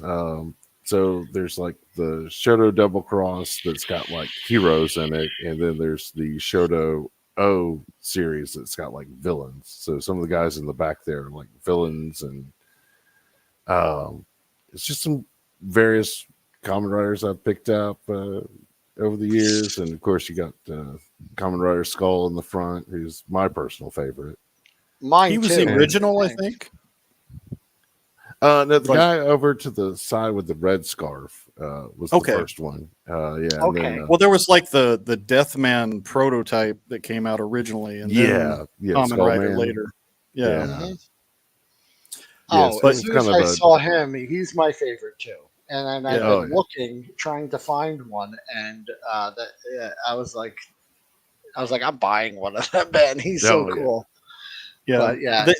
They're very colorful, lots of cool designs, kind of very insect oriented as far as the head sculpts, and then they're just neat. Oh yeah, kind of got a little crash course into Common Rider. I did not realize the original Common Rider is based on a grasshopper as far as his head sculpt, the helmet design. They're kind of a cyborg super soldier kind of thing. They're neat, and they ride motorcycles, so cool. Yeah, and they're almost kind of like. Now, do they have motorcycles for this scale, or just the figures, Bob? They've got a few sets that are figure and motorcycles, and they've done a few motorcycles over the years, but mostly it's just figures. Okay. I wish they would do some more of the motorcycles, because there are some great cycles. One of the cycles that they did do is like a parts former. Or like so it's so you get all the parts to make the motorcycle, and then you can take some of those parts off, and then you've also got some extra parts to make him like a robot. Oh, cool. So, yeah. Scott's saying he's got a few of these. Kiva is in center, almost back row, red black with yellow eyes. He's a vampire. Did not know that. Very cool. Some cool villains in this line. Oh, they go everywhere with this. So you've got creatures and villains, and look at the accessories, though. I mean, in the poses you could do with these. Oh yeah, they're well articulated. I mean, they've got just about all the modern articulation you could want. Swivel thighs, toe articulation, bicep swivel, elbows, swivel wrist. You rarely see the toe articulation in this scale. That's pretty cool. Mm-hmm. Now I will say one of them when I got recently, the toes had popped off in the package, but they just snap right back on. So if they pop off, they just pop right back on. They're all done. So Scott is saying that is how do you say that? Kuga? Kuga, yeah, in the blue and gold. Yep. Yeah, he looks awesome. That staff is wicked, man. That is such a cool weapon. Yeah, I do. Now I will say I do kind of cheat on these, like before I do like post on Instagram about them, and like go hit the wiki to see like, okay, what's the staff called? Okay, what's this armor for? Because I've never watched the show or any of the movies so far. I just love the look of the figures. It's like I'm in the same boat. Yeah, it's almost kind of like the Japanese motu sort of thing. Just all the different varieties. And I think just on the way they look and the play features and accessories that they come with, they could exist. You can make your own headcanon up for this guy. Because I'm looking at my man in yellow and black there with those claws. Yeah. And, I'm like, man, that guy's cool. I want him, So technically in the show that I found when I was doing my research, I found out the guy in the green and black next to the yellow and black guy, they're technically the same rider, just in different forms. But as far as I'm concerned, they're two different characters because they both look cool. It's like definitely. And I want to learn more about it. Yep. Ian's heading off. Keep the 118th faith, brother. Yep. Thank you. 118th for life. So that's some just badass characters right there. Yeah, the show's been around since the early 70s, and there is a ton of different writers, and they all have, their basic forms. Some of them have like a super form, so they get an armor swap. There's just all kinds of neat lore. It's hard to keep up with. Oh, yeah. And there's a lot of good clip compilation videos on YouTube if you want to see some of them in action, just out of context. And check them out. But yeah, here in this picture, you got the two guys in the back just look like they're like androids or droids of some type. Those guys would fit in with a multitude of different, these guys could be at a spaceport. They could be invading a city. They could be, just about anything. So what do you know about those characters? So the one on, I guess, the picture, right? The kind of more grayish one is like some sort of droid, as I recall. The other one on the other side is actually like one of the secondary riders. He wasn't like the main show, like the main season rider, but he's like one of the backup. Oh, guys. okay. Yeah. Because his bottom looks like human, but his top looks totally like robotic. Yeah. He was he came in like one of the box sets that I got, which I was like getting it for like other riders, but he was also in there. He's kind of grown on me over the time. And I think Scott was asking, is that Decade? Is that his name? I think he's from the Decade line. Oh, okay. But I think he's called Dino, if I remember right. Yeah, I gotta say, I'm actually like pleased to not know anything about something. We live in an age where we get so many like rehashes and like remakes of everything, and like you know every character and you know everything about it. Discovering a 1/18 scale line with this many characters, like I feel like a kid again. You know, discovering these guys for the first time. Outer Multiverse points out with Common Rider, SH Figure Arts, and I think Bandai have also done these in different scales as well as some of the vehicles. Oh, yeah. Cool. These little figures come from Bandai. If I remember right, they used to, or maybe they still do. These used to be like their convenience store toy line. Yeah, right. Just like they crazy. Come with the candy, right? They come with like a it's like candy, and it's like kids would pick this up with like lunch money. Yeah. Right? it's like I don't know if they still do that. Well, I'll have to confirm that when I make it to Japan. That's gonna be really cool. Like to go into a store and be able to like just handle some of this stuff, or just see the displays of all of it, you know? Or just pick one up off the shelf and say, I'll take this with my onigiri, you know? Yeah. And you got this guy. I mean, all of their figures, and like, I'm sorry, I wanted to bring up this point. Like the guy on the right hand side, the gray kind of android looking guy. Yeah. His gun, the way it looks like a gun, but it also looks like it might be some kind of like. Yeah, he's got a sword. Hang on just a second. Let me. I've got him like right here behind. No, I was just curious because the orientation he's holding it in. It looks like a rifle, but it also looks like it's like a sword or something. It's kind of like some of the other Sentai ones where they have like these multi-weapons that can be used in different configurations. You know, so yeah, it could be a club or a sword and also a blaster. It's like the handle on it's kind of weird. Whoops, there comes his hand too. But it's it looks like that. Yeah, it's like a rifle with like a bayonet, right? Yeah, like it's got like a. But he could also hold it in that upright position as well. I love it. Well, it's although this little grip is a little small to get his hand in there, but holding it like this, it works out really well. Yeah, but I think it's really cool.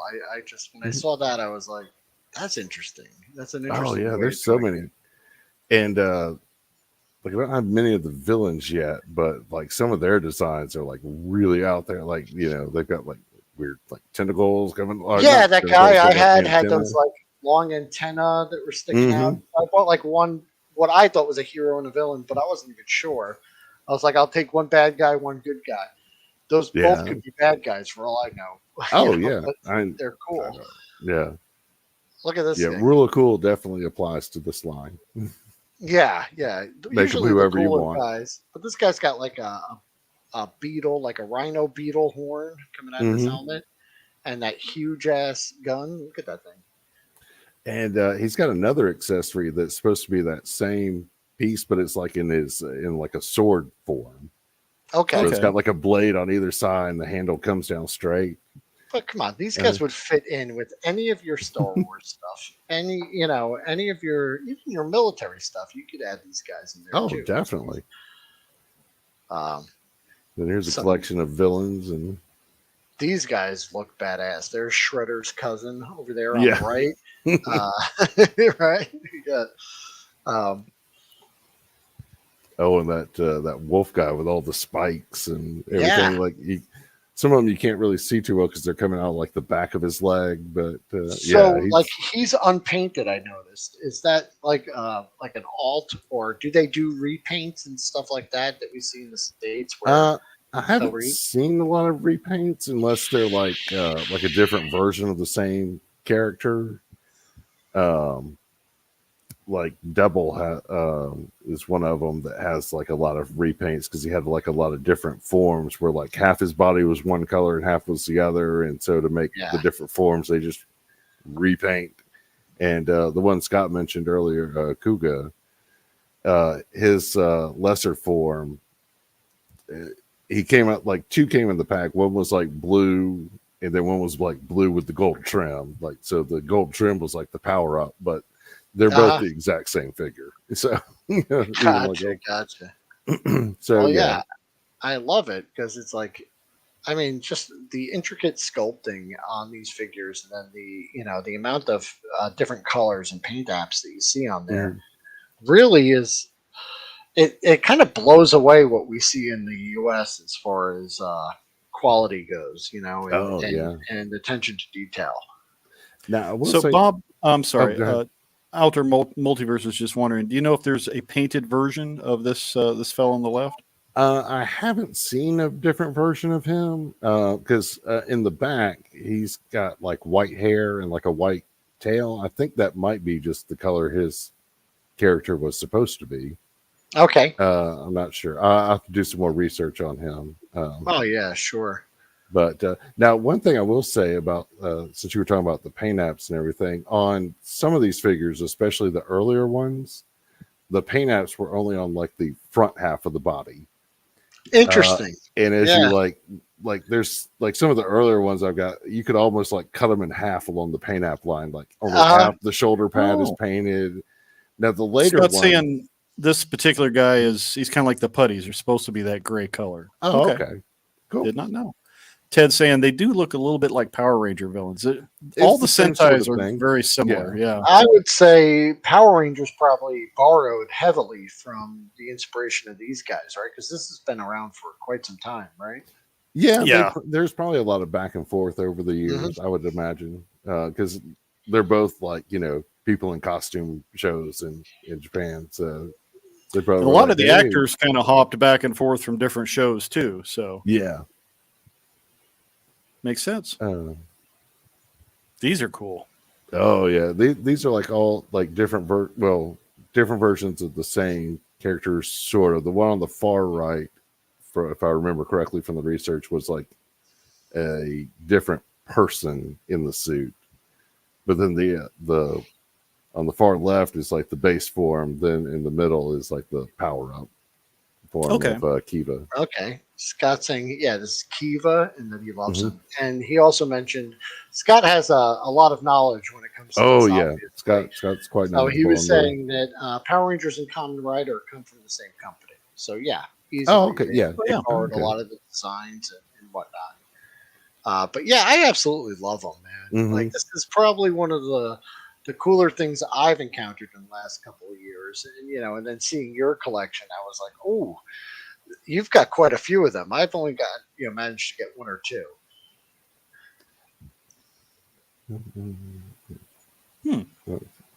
Oh yeah, yes. Here's probably right. Skull is by far my favorite too. But then again, I have like a thing for like skull and skeleton type figures. Yeah, but as soon as I saw him, it's not just you, man. He's got that cool scarf hanging around there. He's got this like They Live looking face. It's like the paint, looks like almost like those aliens from like They Live.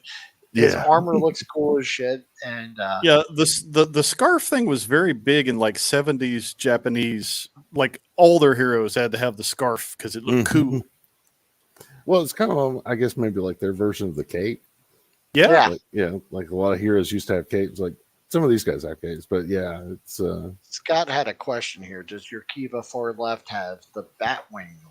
Yes, he does. It comes, if you get the box set that he comes in, the bat leg that you're talking about comes in the extra accessories pack. So, like, for some reason they started doing that, was like putting some of the weapons and accessories for the heroes in like one box out of the 10 boxes that come in the set, which I think is a terrible marketing idea if you're selling these individually, because that first guy that gets to the store and buys the buys the one figure they want and the accessory pack, then everybody else is like screwed. Well, I noticed I was looking for them on some of the websites, and they're called like trading figures, like trading cards, almost like. Oh, okay. Like they're not even classified under action figures; they're called like trading figures. So I think maybe like the idea was that kids would go out and buy one of these, I guess, and then like trade accessories or maybe or something. I don't know. Because in the show, some of the common riders have interchangeable cybernetic parts, like they can change out their hands for different weapon things, and I think the leg thing is the same. Yeah, he's got what I've seen on Kiva, the like leg opens up and it's some sort of like boost to his rider kick. I think I could be wrong on that one. But yeah, it's like it opens up and it's like these red bat wings and then this like bat face on his shin. It's really cool. I don't have it handy, but yeah, cool. You can get that. It's pretty. Scott's saying he's going to be putting some videos up in September. So we'll sweet! Look for that. Look forward to that. So the hat. Yeah, in the show he wears the fedora all the time. Or at least from the clips I've seen. Unfortunately, on the toy, the fedora does not stay on very well. Unless I'm just not shoving it down hard enough. But just so cool because he's wearing obviously like a helmet, like a motorcycle helmet or something, you know, like, and then he puts a fedora on top of it. I just love it. And he's got that skull look and the pose they have him in on the box. Yeah, smooth criminal, 100%. And while that's up there, let me say this. There's a guy on YouTube, I forget his name, but if you search for Kamen Rider Skull Smooth Criminal, he did a video where he took Michael Jackson's Smooth Criminal song and like put clips of Kamen Rider Skull in action. Go search for it. It's awesome. As soon as I saw this guy, I was like, yeah, there's a favorite right there, man. It's just clear. Look at the picture in the box. And then what is that on his belt? Is that like that's his no, it's so he has it's called the Lost Driver. Or his particular one is called the Lost Driver. The various different Kamen Riders have like different like belt gimmicks that they use to like transform into the Kamen Rider now. Turbo boost or something like that. Yeah, like his on the series he was in, they took like memory sticks and would like put them into the belt and then slash or move, do stuff with it. It's basically their marketing gimmick from the company that makes these to like sell stuff to Japanese kids. I love it. So you can get like the role play belts and stuff like that. Like some of the other ones, they have like coins that they put in the belt to do the transformation. Gotcha. Oh yeah. Okay. Scott's got his similar to the Henshin transforming. Yeah. And there he is with his candy. And I know I asked you off stream, but have you eaten the candy? No, I have not tried the candy. I have no plan to try the candy. It like I said, it looks like a oversized chiclet, and I didn't like chiclets. So, and it's been there for you don't know how old these are, right? So, I know. Well, they shipped from all the way over there. So and then we've got this one. It looks like he's got like a translucent head. Yeah, that was his early like first version head from what I believe. So like in the show, or in some of the footage I say the show like I've seen, but I've seen some footage of him. Yeah. It looks more iridescent. So I guess maybe that's the effect they were going for, but it's supposed to be like his crystal form. He's a sharp looking figure, man. He is. Really I mean, just the simple black with silver, you can't go wrong with that. You know, the little touch of red on his belt and on his other his silver skull head, there's like a little touch of red, like right at the end of the S crack on his skull. And you got him in action there using that's another thing I guess I should have mentioned earlier. Like all these figures have like a 3mm peg in their back. Here, well, I've got him handy. Yeah, sure. Let's right get there. You can we get you big? Yep, I got it. Okay, sorry. No problem. Yeah, so they've got this like little 3mm peg in their back or hole in their back where you can plug like a flight stand in. And like the one I'm using is from Kotobukiya. They made some for their Hexagear line, so they're like a lot smaller than some of those like Gundam flight stands. Very cool. Yeah, so you can get your like flying rider kick actions going and excellent. Yeah, I love them. Yeah. Oh, and then we've got some of the team here, and they come with different hands. You saw that, I think, on the sprue that I had pictured with the ones I came. But yeah, the different hand poses are just smart. Oh yeah, and from what I've seen, based on like Skull, if the rider has like a particular hand gesture or something he does in the show, they'll like include hands like that so you can recreate it at home. Very cool. Yeah. And here we have some Eagle Force. Yeah, we have our boy with some Eagle Force. There's the Bullet Man, and one of the hidden, which are an homage to the Micronaut, Micro Man, or Micro, yeah. On that one, I instead of just doing the solid body, I was like, oh, let's see what it looks like when you mix the yellow with the blue, and cool.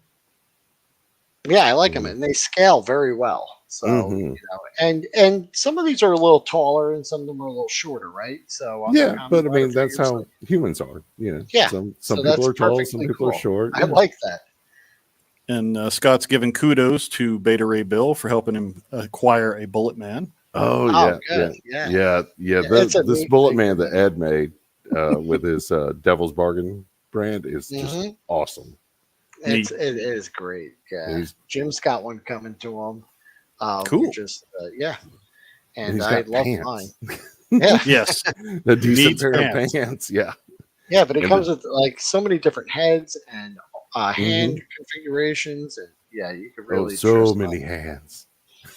Well, according to the lore for this version of Bullet Man, one of the alternate heads is for a Bullet Man drone. So he has drone versions of himself he can fly out and use for decoys and whatnot. And so I know that thanks to Gotratron's video that he just put out last week. And there's a link to Gotratron's channel. Good deep dive. Check that video out.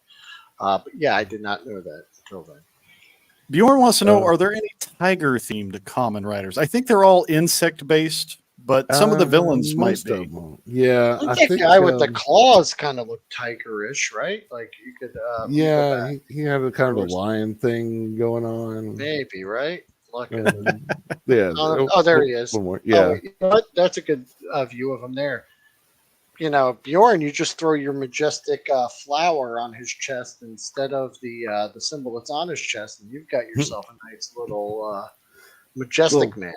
Little peg here and there, I think because there's another similar line to this I really haven't gotten any of, but it's more Ultraman themed. Okay. I think there might have been a tiger guy in that, but I haven't seen them available in quite a while, so you may have to go secondary market for that.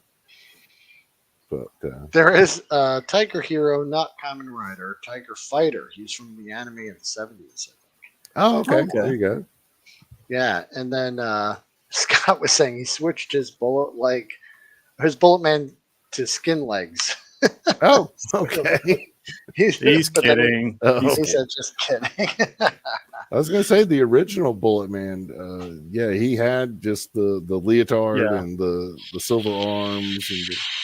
And the Adventure Team 70s version. He was a little different.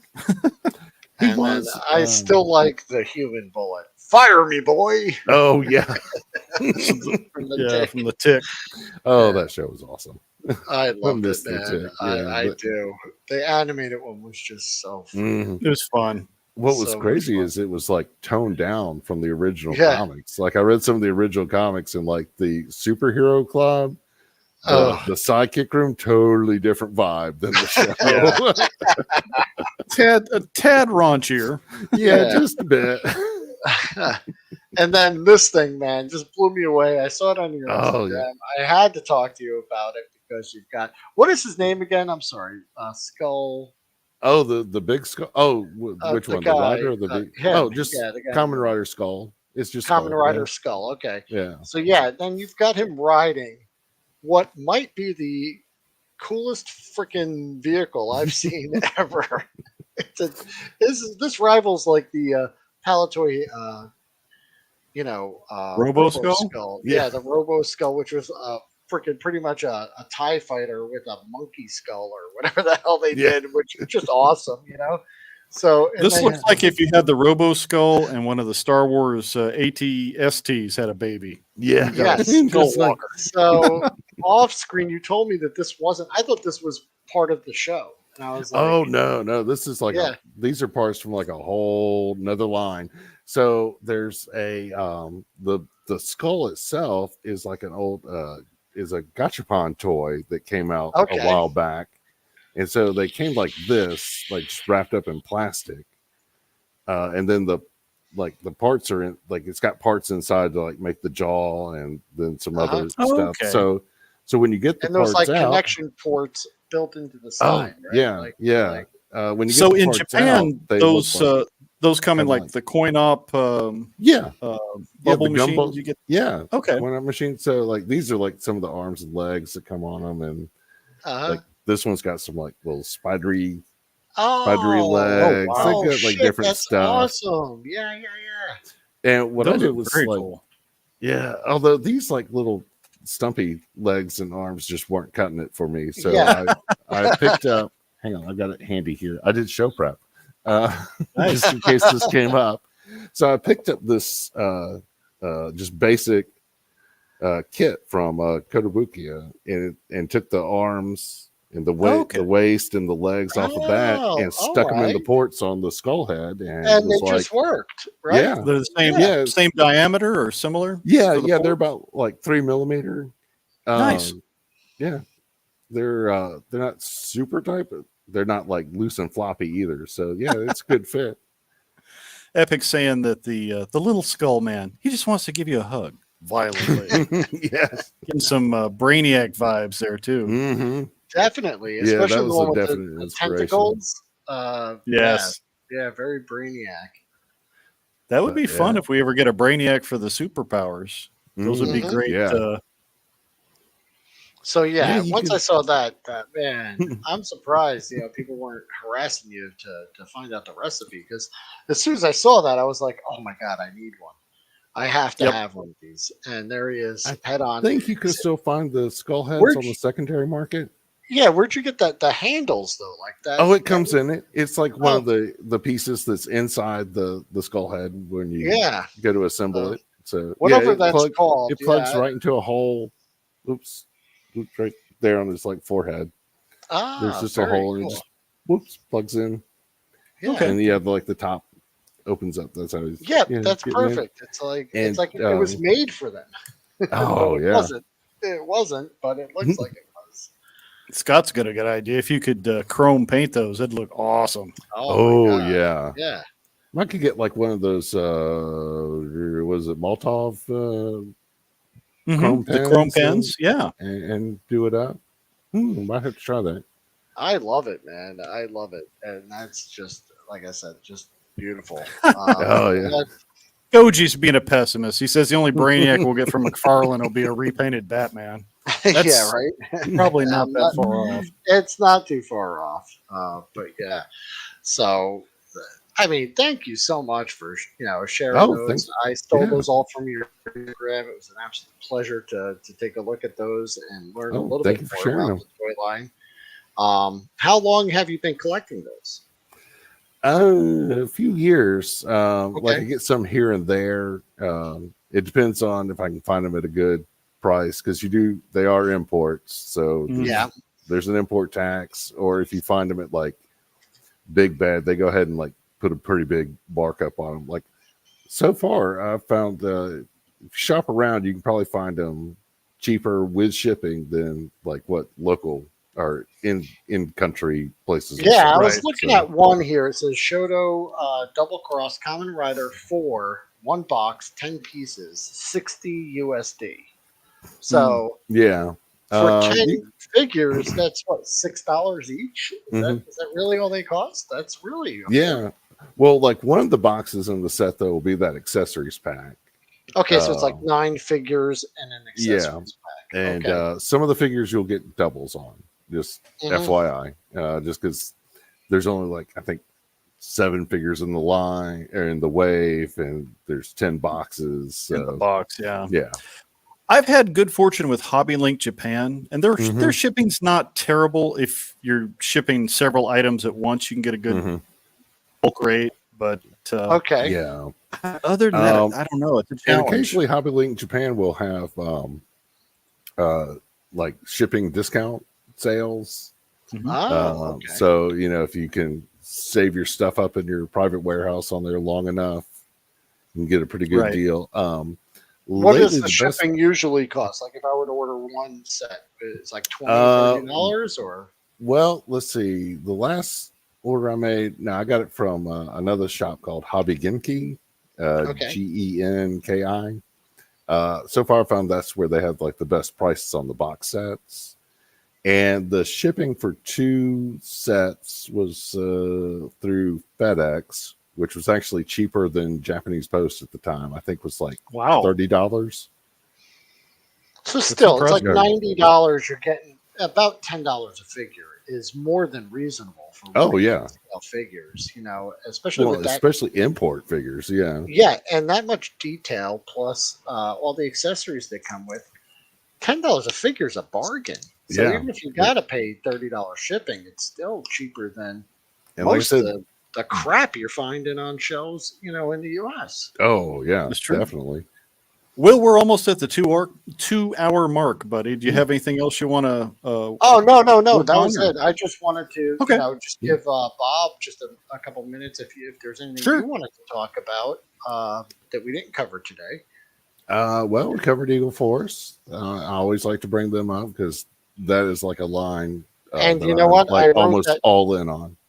Yeah, I wrote that note for Eagle Force. I think we need to revisit them because we just talked about it a little bit. So I think for a future episode, we should go into that. So if you'd come back and maybe show off some of your Eagle Force stuff, I'd love to have you back on. Okay, Yeah, they've got some great stuff, and then Ed and Chris have done some like cool spin-off stuff with their with the Bullet Man, and then the Dread Trooper that they had at Joe Fest. I have that, and so we could hold them up and share those. But that's great, guys. Thank you so much for joining us for the first 118 show where we go over some 118 scale stuff and. Share our love for the scale, but with that, I know, or the Lord scale is somewhat the Lord scale. Jim, I know that we've got some stuff coming up, and I know that you have a little preview video. So if everyone wants to stick around, I would love to just show that. So Jim, if you want to play that, we could talk. About what's coming up. Yeah, over on the lounge, we will be having a special guest for tomorrow. We're going to be doing an infinite playlist. And if I can find the Doomaflachi here, I'll bring that up. Switch over to lounge mode here for a second. Ooh. Yeah. Let's see who our special guest will be. Here.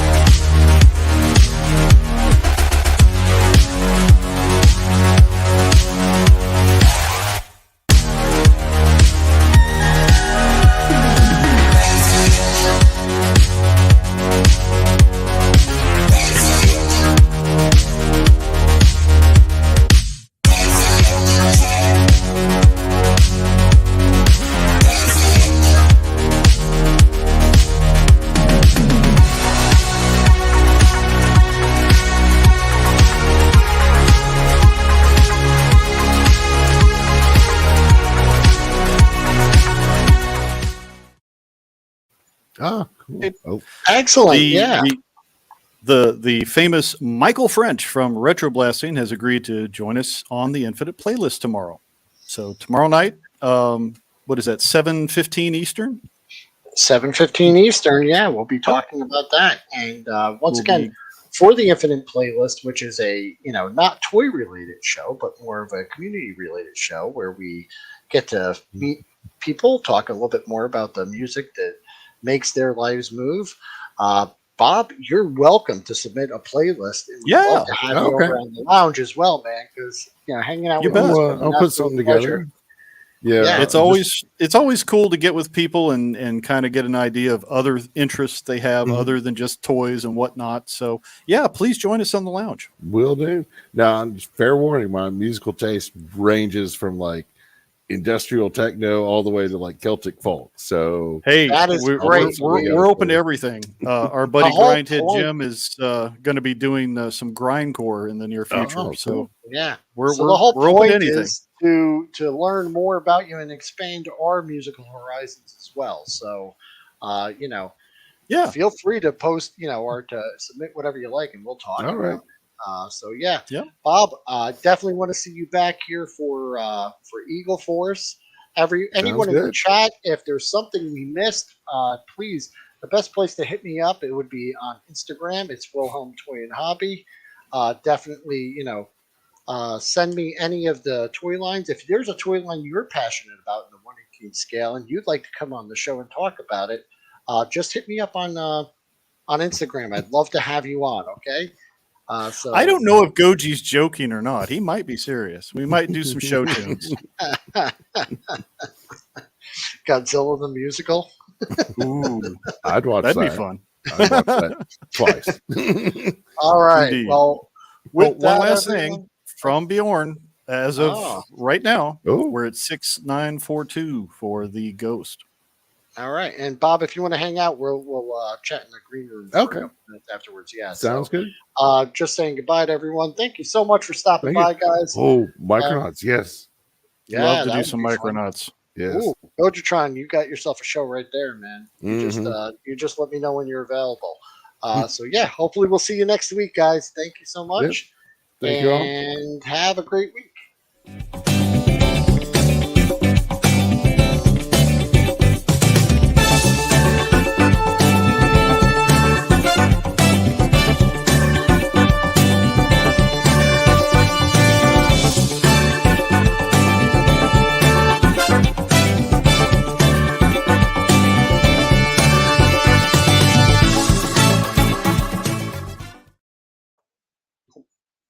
I guess I should have ended the show.